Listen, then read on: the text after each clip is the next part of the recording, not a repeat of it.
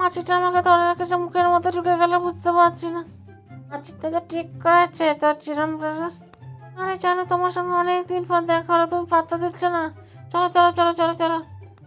হ্যাঁ হ্যাঁ, চলো চলো চলো চলো চলো চলো চলো চলো। এটা কি হলো জানো, বুঝতে পারছি না এটা কি হলো। কি ফার্স্ট এড বক্স নিয়েছ? এই পাথরটাকে বরঞ্চ অন্য জায়গায় সরিয়ে দিই। সাবধান সাবধান, তুমি আমাকে একদম ছবে না।